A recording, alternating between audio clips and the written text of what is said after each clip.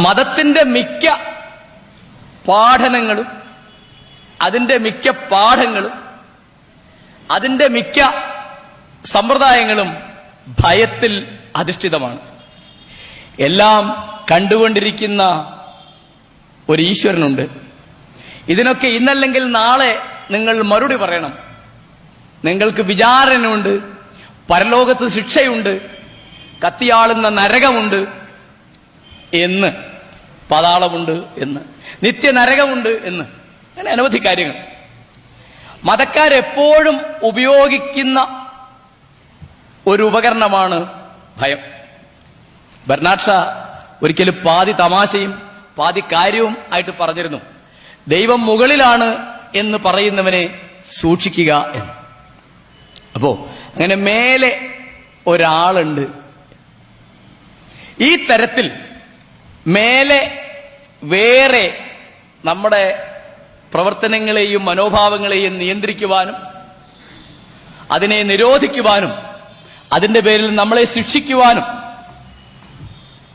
വേറെ ഒരു ശക്തിയുണ്ട് എന്ന് ആണ്. ആ ഭീതി ഒരു ഉപകരണമായിട്ട് വരുമ്പോൾ നമ്മൾ മറ്റൊരു പേടിപ്പിക്കണ്ട, നമ്മൾ സ്വയം പേടിക്കുക. മതക്കാരുടെ വിചാരം അവർക്ക് കോടതിയുടെയോ ഗവൺമെന്റിന്റെയോ പോലീസിന്റെയോ ഒക്കെ യാതൊരു തരത്തിലും ഉള്ള ഇടപെടല്, അതിന്റെ തീർപ്പ് ആവശ്യമില്ലാത്ത മട്ടിൽ അവർക്ക് നേരിട്ട് ഈ കാര്യങ്ങളൊക്കെ ചെയ്യാൻ സാധിക്കുന്നു. ജോസഫ് എന്നു പേരായ ഒരു മലയാളം അധ്യാപകൻ ചോദ്യക്കടലാസിൽ എഴുതിയ ഒരു ഉദാഹരണ ഖണ്ഡിക മുഹമ്മദ് നബിയെ നിന്ദിക്കുന്നതാണ് എന്ന് തീർപ്പെടുത്താൽ അടുത്ത പടി ആ എഴുതിയ വലങ്കൈ വെട്ടി എറിയാൻ.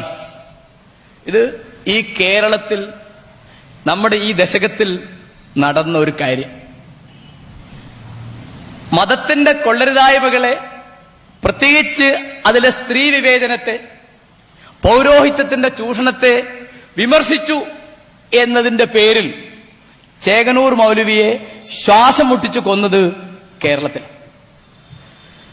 സൽമാൻ റുഷ്ദി എന്ന ഒരു എഴുത്തുകാരൻ പൈശാചിക പദ്യങ്ങൾ എന്നൊരു പുസ്തകം എഴുതുന്നു.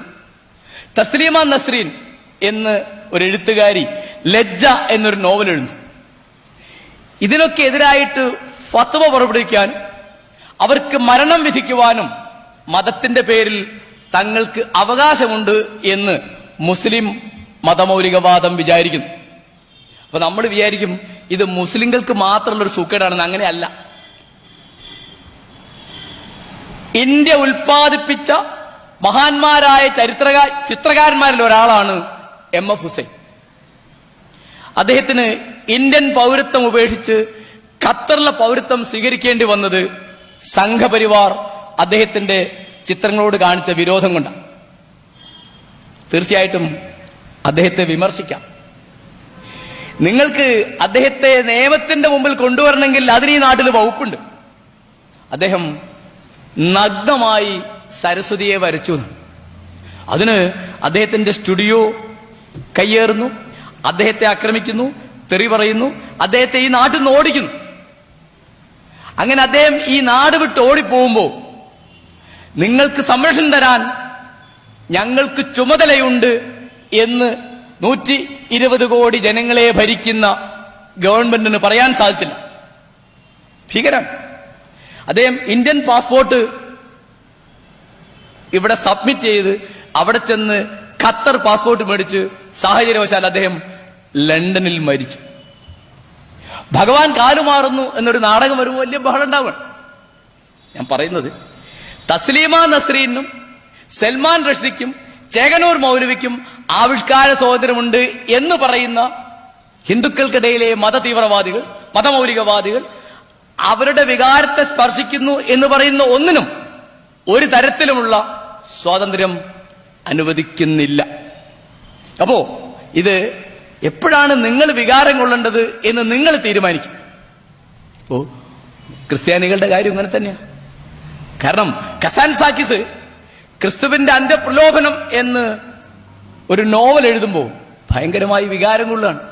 മരിച്ചുപോയ നമ്മുടെ നാടകകൃത്ത് ആന്റണി ഇതിനെ ആധാരമാക്കി ഒരു നാടകം എഴുതുമ്പോൾ അദ്ദേഹത്തെ ജീവിതകാലം മുഴുവൻ കഷ്ടപ്പെടുത്തുക.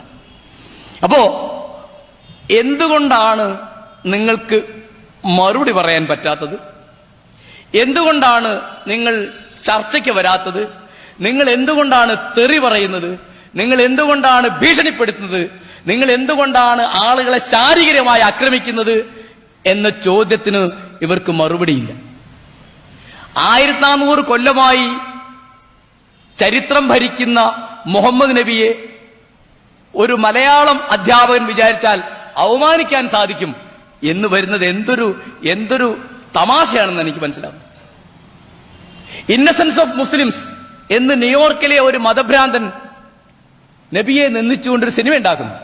അതിന്റെ കുറെ ഭാഗങ്ങൾ യൂട്യൂബിൽ കണ്ട അനേകം ലക്ഷം ആളുകൾ ഒരുത്തനാണ് ഞാൻ. അത് അവഗണിക്കുന്നതിന് പകരം ഓസ്ട്രേലിയയിലെ US അംബാസഡറെ ചെന്ന് വെട്ടിക്കൊല്ലുന്നു. പാകിസ്ഥാനിൽ മുസ്ലിങ്ങൾ പരസ്പരം വെട്ടി മരിക്കുന്നു. എന്നിട്ട് മുഹമ്മദ് നബിയുടെ മാനം വീണ്ടെടുക്കുക. ആരാ നബിയെ അവമാനിക്കുന്നത്? മതത്തിന്റെ വികാരം പറഞ്ഞ് എന്ത് അക്രമവും കാണിക്കാൻ മടിയില്ലാത്ത കൂട്ടരാണ് മുസ്ലിങ്ങൾ എന്ന് പറയാനാണ് സിനിമ ഉണ്ടാക്കിയത്. ആ സിനിമയിൽ പറഞ്ഞൊക്കെ സത്യമാണ് എന്ന് കാണിക്കുക ഇവർ ചെയ്യുന്നത്. രണ്ടു കൂട്ടരും മുഹമ്മദ് നബിയെ അവമാനിക്കുന്നു. രണ്ട് വഴിക്കാണ്. മാതാ അമൃതാനന്ദമയി ഈശ്വരന്റെ അവതാരമാണ് എന്നോ ഈശ്വരനാണ് എന്നോ വിചാരിക്കാൻ ആർക്കും അവകാശമുണ്ട്. അവരെ വിമർശിക്കാനും ഒരാൾക്ക് അവകാശമുണ്ട്. എന്തിനാ അവര് ബേജാറാവുന്നത്? എന്തിനാണ് അവര് രോഷം കൊള്ളുന്നത്? എന്തിനാണ് സത്നാം സിംഗിനെ ആ മഠത്തിലിട്ട് തല്ലിച്ചതയ്ക്കുന്നത്?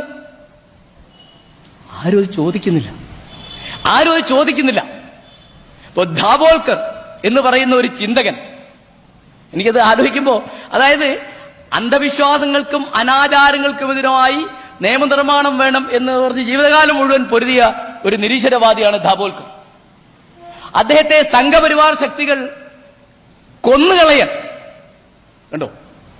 നിങ്ങൾക്ക് നിങ്ങളുടെ മതത്തെപ്പറ്റി, നിങ്ങളുടെ സംസ്കാരത്തെപ്പറ്റി, നിങ്ങളുടെ ഈശ്വരന്മാരെ പറ്റി, അവതാരങ്ങളെ പറ്റി, പ്രവാചകന്മാരെ പറ്റി ആത്മവിശ്വാസം ഉണ്ടെങ്കിൽ എന്തിനാണ് ഈ സാധാരണ മനുഷ്യന്മാരെ തല്ലുകയും കൊല്ലുകയും ചെയ്യുന്നത്? ഇന്ത്യയിലാണോ, ജനാധിപത്യത്തിലാണോ? നമ്മള് തെറ്റായിട്ടും ശരിയായിട്ടും നമ്മൾ വിമർശിക്കും. അതിനോ മറുപടി പറഞ്ഞാൽ മതി. ഈ മറുപടി പറയാം, തിരിച്ചു വീണ്ടും പറയാം, അതിനും മറുപടി പറയാം. ഈ പണിയെയാണ് ജനാധിപത്യം എന്ന് പറയാം. അല്ലാതെ നിങ്ങൾക്ക് പണമുണ്ട്, നിങ്ങൾക്ക് ആൾബലമുണ്ട്, നിങ്ങൾക്ക് പോലീസുണ്ട്, നിങ്ങളുടെ കയ്യിൽ തോക്കുണ്ട്, അതുകൊണ്ട് നിങ്ങൾക്കെതിരായിട്ട് എനിക്ക് മിണ്ടാൻ പാടില്ല. നിങ്ങളോട് യോജിക്കാനുള്ള സ്വാതന്ത്ര്യമേ എനിക്കുള്ളൂ, നിങ്ങളോട് വിയോജിക്കുവാൻ എനിക്ക് സ്വാതന്ത്ര്യമില്ല എന്ന് പറയുന്നതിനെയാണ് ഫാസിസം എന്ന് പറയാം. പിന്നെ നമ്മൾ ശ്രദ്ധിക്കേണ്ട ഒരു കാര്യം, ഈ ഫാസിസം എന്ന് പറഞ്ഞാൽ അത് നരേന്ദ്രമോദിക്കോ അല്ലെങ്കിൽ സംഘപരിവാറിനോ മാത്രം ഉള്ള ഒരു സാധനമല്ല. വീട്ടിനകത്ത്, ഒരു ഓഫീസിൽ, ഒരു പത്രം ഓഫീസിൽ, ഒരു യൂണിവേഴ്സിറ്റിയിൽ, ഒരു കോളേജിൽ, എല്ലായിടത്തും ഇതിന്റെ വലുതോ ചെറുതോ ആയ രൂപങ്ങൾ നമ്മൾ കാണുന്നുണ്ട്. അപ്പോ അഭയ കേസിന് എന്തു പറ്റി എന്ന് ചോദിക്കുന്ന എത്ര പേരുണ്ട് കേരളത്തിൽ? ഇവിടുത്തെ കുത്തക മുതലാളിമാര്, ഇവിടുത്തെ മതപുരോഹിതന്മാര്, ഇവിടുത്തെ മതമേലധ്യക്ഷന്മാര് ഇത് മുഴുവൻ മറക്കാൻ ഇഷ്ടപ്പെടുന്നു. ജനാധിപത്യം ഇതിനെ ഓർമ്മിപ്പിച്ചുകൊണ്ടേയിരിക്കുന്നു. ഈ മറന്നു കളയുകയും മറപ്പിച്ചു കളയുകയും ആണ് സർവാധിപത്യത്തിന്റെ, ഏകാധിപത്യത്തിന്റെ രീതി. മറക്കാൻ വിടാതെ, ഉറങ്ങാൻ വിടാതെ അത് നിരന്തരം ഓർമ്മിക്കുകയും ഓർമ്മിപ്പിക്കുകയും ചെയ്യാം എന്നുള്ളതാണ് ജനാധിപത്യത്തിന്റെ സമരം. കേരളം ഉള്ള കാലം വരെ ഇങ്ങനെ മതപൗരോഹിത്യത്തെ വിമർശനത്തിന്റെ പേരിൽ ശ്വാസം മുട്ടിച്ച് കൊല്ലപ്പെട്ട ഒരാളാണ് ചെകനൂർ എന്ന്. എന്തോ തലയ്ക്ക് വെളിവില്ലാതെ വിളിച്ചു പറഞ്ഞതിന് ഒരു മഠത്തിൽ വെച്ചും പോലീസ് സ്റ്റേഷനിൽ വെച്ചും ഭ്രാന്താശുപത്രിയിൽ വെച്ചും മലയാളികൾ പീഡിപ്പിച്ച് കൊന്ന ഒരു ചെറുപ്പക്കാരനാണ്, ബീഹാറുകാരനാണ് സത്നാം സിംഗ് എന്ന്. കന്യാസ്ത്രീ മഠത്തിൽ വെച്ച് കിണറ്റിലെറിഞ്ഞ് കൊല്ലപ്പെട്ട ഒരു പെൺകുട്ടിയാണ്, ഒരു കന്യാസ്ത്രീയാണ് അഭയ എന്ന്. ഇങ്ങനെ കൊല്ലപ്പെട്ട ഒരുത്തനാണ് TP ചന്ദ്രശേഖരൻ എന്ന്. ഇങ്ങനെ കൊല്ലപ്പെട്ട ഒരുത്തനാണ് രാജൻ എന്ന്. അങ്ങനെ നിരന്തരം നമ്മൾ പറഞ്ഞുകൊണ്ടേയിരിക്കും. ഞാന് ഈ സമയത്ത് 2 വചനങ്ങൾ ഓർമ്മിക്കുക. ശങ്കരാചാര്യർ പറയുന്നുണ്ട്, നീ നടക്കുന്ന വഴിയിലൊക്കെ കല്ലും മുള്ളുണ്ട്,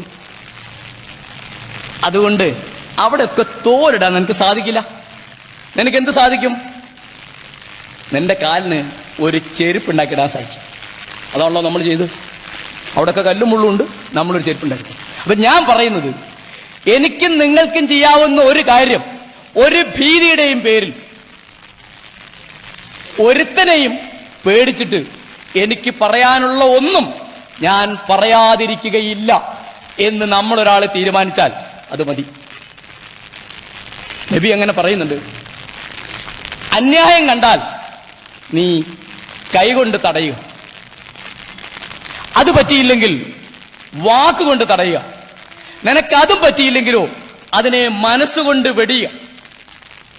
മതത്തിന്റെ പേരിൽ, രാഷ്ട്രീയത്തിന്റെ പേരിൽ, അധികാരത്തിന്റെ പേരിൽ അഭിപ്രായ സ്വാതന്ത്ര്യത്തെയും ഭിന്നതകളെയും അടിച്ചമർത്തുന്ന എല്ലാ ഫാസിസത്തിനും ഞാൻ എതിരാണ് എന്ന് ഞാൻ തീരുമാനിച്ചാൽ മാത്രമേ എനിക്ക് സ്വാതന്ത്ര്യമുള്ളൂ. ഞാൻ സ്വതന്ത്രനാണോ എന്ന് തീരുമാനിക്കുന്നത് മോദിയോ മുസ്ലിം പൗരോഹിത്യമോ മഠാധിപതികളോ അല്ല, ഞാൻ ഒരാളാണ്.